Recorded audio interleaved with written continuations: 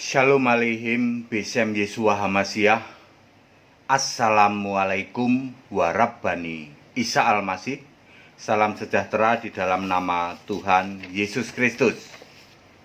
Bersama saya Pendeta Henry Tandianta BBS. Kali ini saya akan menjawab pertanyaan dari Pak Ustadz Anwar dari Kota Tapal Kuda. Ya begitu. Katanya Jawa Timur, katanya Kota Tapal Kuda mana ya? Nggak tahu saya nggak tahu lah. Pokoknya katanya dari Kota Tapal Kuda, Jawa Timur. Dari mana Pak? Dari Tapal Kuda, Jawa Timur katanya.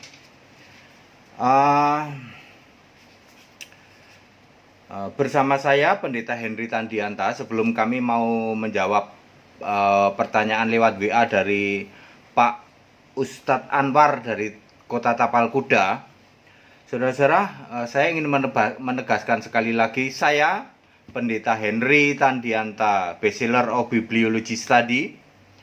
Saya penyembah Yesus Kristus Allah yang benar. Kami menolak menyembah Yahweh, sebab Yahweh dulu Allah yang benar. Yeremia 10 ayat 10. Kami menolak menyembah Bapa, sebab Bapa dulu Allah yang benar. Yohanes 17 ayat 3. Bapa adalah kiasan Yesus. Yohanes 16 ayat 25. Ketika Yesus sudah naik ke surga tahun 33 Masehi, maka Yesuslah Allah yang benar. 1 Yohanes 5 ayat 20. Maka hari ini saya hidup di zaman akhir ketika Yesus sudah naik ke surga.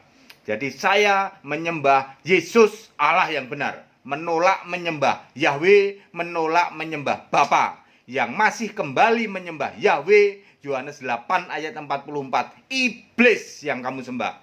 Yang masih berbalik menyembah Bapa, Yohanes 8 ayat 24, mati dalam dosamu. Anda masuk golongan kambing neraka. Supaya tegas.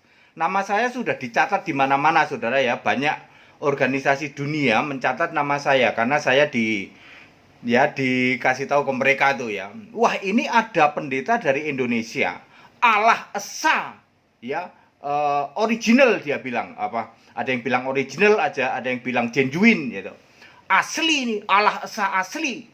Yang membedakan dengan pendeta-pendeta lain yang mengklaim Allah Esa, pendeta lain tidak bisa menjelaskan apa itu Allah Esa. Pendeta Henry Tandianta bisa, ya. Itu yang membedakan ya. Sudah namanya sudah dimasukin ke Vatikan ya, toh. Kemudian sudah ke United Bible Society, terus katanya apalagi tuh ada tuh.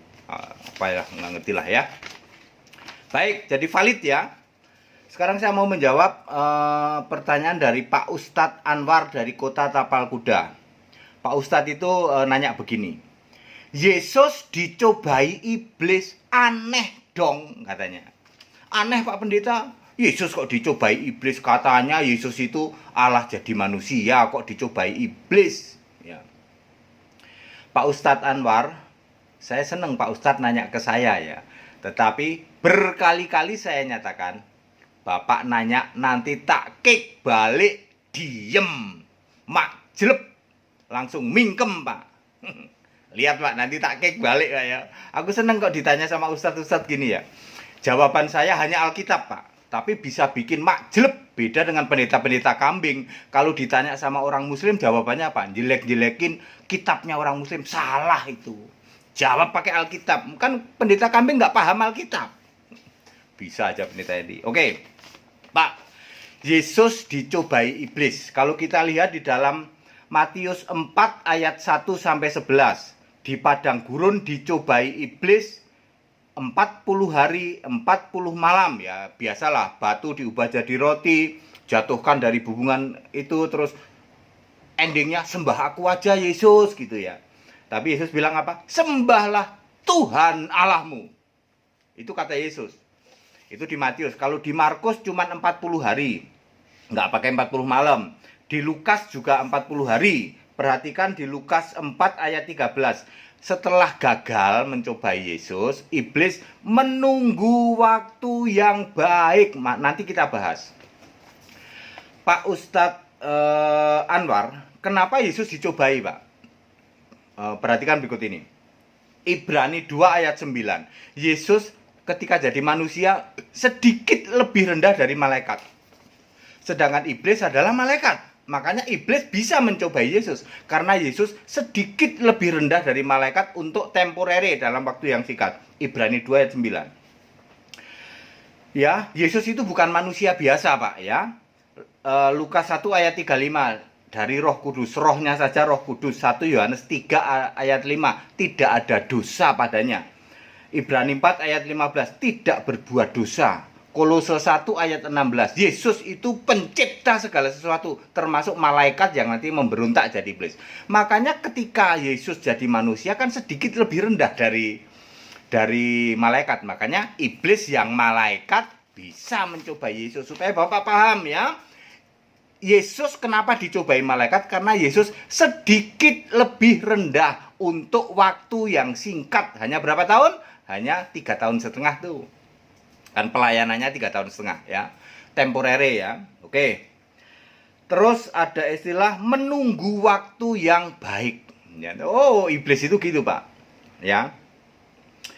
Jadi ending dari ini adalah Yesusnya menang, Pak, ya. Dicobai menang 40 hari 40 malam. Yang sana nulis 40 hari, yang benar gimana, Pak? Puasa 40 hari 40 malam apa 40 hari? Ya gampang, Pak. Di sebelah sini di Matius ditulis 40 hari 40 malam. Di Markus sama Lukas 40 hari. Ya udah gampang. Puasanya mulai jam 12 malam sampai jam 12 siang. Clear udah. 40 hari 40 malam. Ada malam ada siang. Makanya Yesus puasanya 40 hari 40 malam. Puasa Kristen sekarang begitu, Pak. Dari jam 12 malam atau setidaknya jam 10 malam lah. 10 malam sampai jam 12 siang. Ya. Udah. Ya nggak usah sahur, nggak usah apa itu. Sampai 40 hari biasanya orang Kristen gitu. Dulu saya kalau puasa gitu. Puasa ikut Yesus ya 40 hari 40 malam. Dari jam 10 malam sampai nanti besoknya jam 12 siang baru buka. Kalau lagi keliengan minum aja, minum teh manis boleh. Kenapa nggak boleh? Puasa kan bukan puasa seperti agamawi. Beda kita. Kristen puasanya beda, Pak. Oke. Terus mari kita lihat ya. Iblis mencobai Yesus, tapi endingnya Yesusnya menang. Yesus tidak mau menyembah kepada iblis. Yesus mengatakan apa? Di Matius 4 ayat 10, sembahlah Tuhan Allahmu. Siapa Tuhan Allah? Siapa Tuhan Allah? Wahyu 4 ayat 8, Tuhan Allah itu nggak taunya Yesus sendiri. Nanti setelah Yesus naik ke surga, Tuhan Allah itu Yesus sendiri. Hari ini Yesus sudah naik ke surga, berarti Tuhan Allah itu ya Yesus sendiri. Ini perintah dari Yesus, sembahlah Tuhan Allah. Tuhan Allah itu ya Yesus sendiri. Baca Wahyu 4 ayat 8 ya. Seorang yang duduk di tata surga itu Tuhan Allah, itu gelar Yesus. Makanya Yesus bilang sembahlah Tuhan Allahmu. Yesus pengen ngomong sembahlah aku, tapi nanti aku waktu jadi Allah di surga ya kan. Yesus masih jadi manusia nih ceritanya ya. Oke. Pak, kalau kita membaca di dalam iblis itu, iblis itu siapa sih, Pak? Ya ini Pak, kan Bapak nanya, saya kek balik Pak ya. Iblis itu siapa, Pak? Kenapa iblis mencobai Yesus? Iblis itu malaikat yang diusir, Pak. Baca Yesaya 14 ayat 12 sampai 15 ya toh. Iblis itu disebut bintang timur. Dia ingin menyamai Allah Maha Tinggi, dalam bahasa Arab ingin menyamai Allah Ta'ala. Siapa Allah Ta'ala? Yesus Kristus ya toh. Dia ingin menyamai Yesus Kristus. Itu yang misi pertama iblis, itu ingin menyamai Yesus Kristus. Ya. Kemudian kalau kita lihat dari Wahyu 12 ayat 7 sampai 9, iblis itu memang menyesatkan seluruh bumi, seluruh dunia. Dua misi utama iblis adalah apa? Ingin menyamai Allah Ta'ala, yaitu Yesus Kristus, dan menyesatkan dunia. Maka dia lakukan ini, Pak. Perhatikan, Pak. Dia membuat Allah tandingan, Pak. 1 Korintus 8 ayat 5. A-nya huruf kecil. Allah tandingan ini, ya toh, dia bikin Allah tandingan. 1 Korintus 8 ayat 5. Tidak maha kuasa, perlu dibela. Lah Allah tandingan, ciptaannya iblis ya toh. Mestinya Allah itu membela umatnya ya.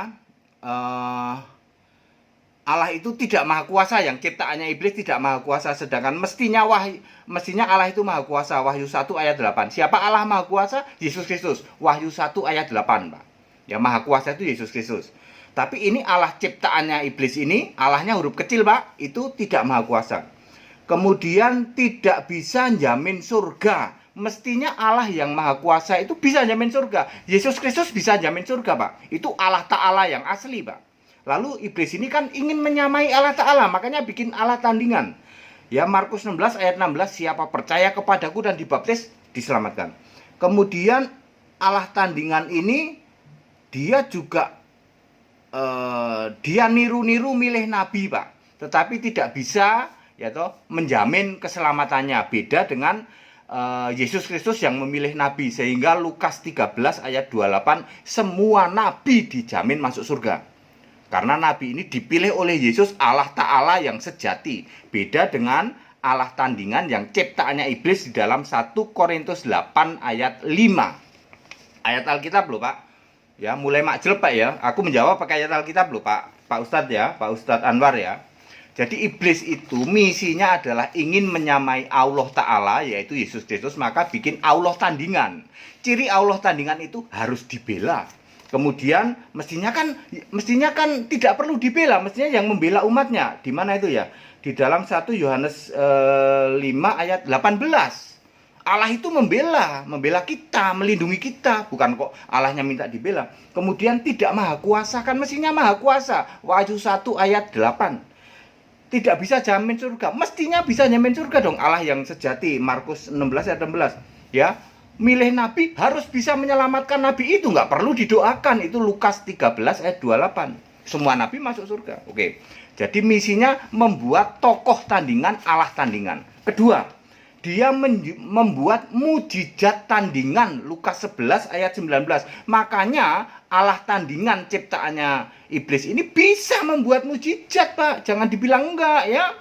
Bisa membuat kesembuhan, bisa. Itu Kristen kambing, si kara lama raba, nggak nyembah Yesus dia, Pak. Tapi bisa bikin mujizat, comot-comot nama Yesus, Yesus saja nggak kenal. Aku nggak kenal kamu itu, para pendeta dari Kristen kambing itu, Pak. Ya, teriak-teriak tiap hari dalam nama Yesus, tapi dia sendiri nggak nyembah Yesus. Mujizatnya dari mana? Dari ini, Pak. Mujizat tandingan, Lukas 11 ayat 19.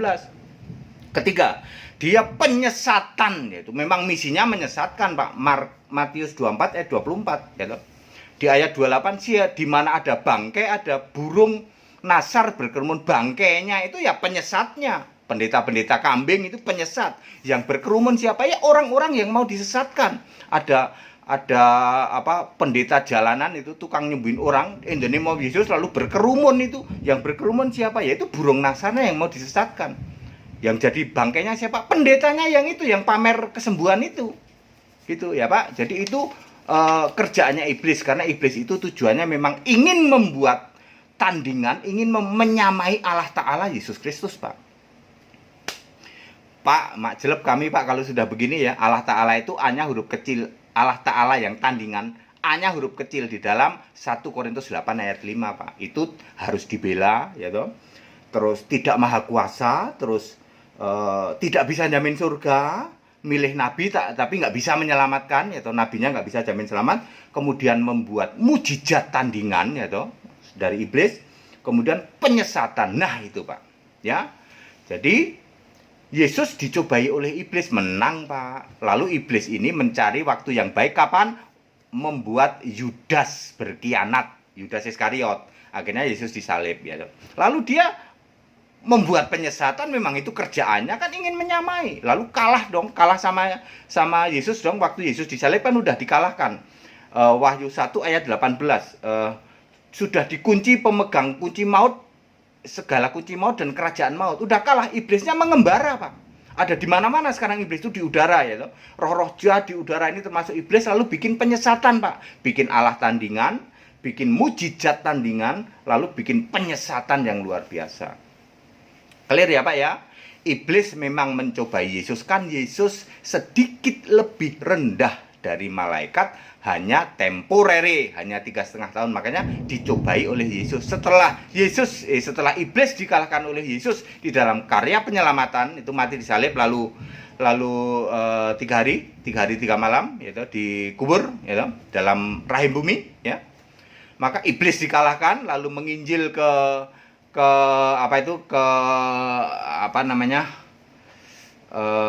penjara roh, lalu ke Firdaus, itu yang sama orang yang di sebelah kanan salib Yesus. Kok kanan, Pak? Karena domba kan kanan, ya.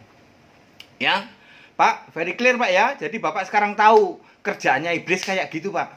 Bikin Allah tandingan, bikin mujizat tandingan, dan bikin penyesatan. Nah, silahkan, ya. Bapak, saya sudah jawab pertanyaan Bapak. Kenapa Yesus dicobai iblis? Kok aneh? Ya nggak aneh, Pak. Kan Yesusnya sedang sedikit lebih rendah dari malaikat. Yang aneh justru iblis bikin Allah tandingan, kok pada nggak sadar. Itu aneh, Pak. Itu majleb dikek balik ini. Gimana, Pak? Gimana, Pak? Iblis bikin Allah tandingan. Ayat Alkitab loh, Pak. Kan berkali-kali saya mengatakan saya tidak pernah comot-comot ayat orang lain. Ayat Alkitab 1 Korintus 8 ayat 5. Di situ ada Allah A-nya huruf kecil. Allah dari mana itu, Pak? Allah ciptaannya iblis. Ya, ada, Pak, Allah tandingan, yaitu ciptaannya iblis, pada nggak sadar, Pak, ya. Allahnya perlu dibela, yaitu Allahnya nggak maha kuasa, yaitu yang nggak bisa jamin surga, milih nabi tapi nggak bisa jamin keselamatan nabinya, yaitu kemudian bikin mujizat tandingan, kemudian penyesatan luar biasa. Kok pada nggak sadar? Itu malah aneh, Pak. Ya kalau Yesus dicobai nggak aneh, Pak. Kan Yesus sedikit lebih rendah dari malaikat. Yang aneh adalah iblis bikin Allah tandingan, kok nggak sadar. Itu aneh, Pak. Majleb kalau sama pendeta Hendy Tandianta nih. Pak, kita Indonesia, kita Pancasila, toleransi harus, keberagaman wajib disyukuri. Saya tidak pernah menjelek-jelekan, bahkan mencomot-comot kitab orang lain, nggak pernah, Pak. Saya hanya bicara Alkitab. Perkara itu majleb, ya toh, menempelak, ya toh, itu kebenaran Alkitab dinyatakan, ya. Bapak boleh baca, Pak Ustadz boleh baca nih ayat Alkitab, benar semua. Yang saya sebutin itu ada semua di Alkitab, ya. Memang begitu, Pak, ya. Kita Indonesia, kita Pancasila, toleransi harus, keberagaman wajib disyukuri, bersahabat dengan beda iman itu bisa. Kalau toh dalam kehidupan sehari-hari kita mendapati kenyataan, loh kok keimanan kita tidak sama, ya nggak apa-apa, toh kita bisa hidup bersama-sama. Ayo saling menghargai, saling menghormati, jangan hujat, jangan caci maki. Sebab menghujat dan mencaci maki itu dosa. Tetap bersama saya, Pendeta Hendy Tandianta, BPS. Haleluya. Amin.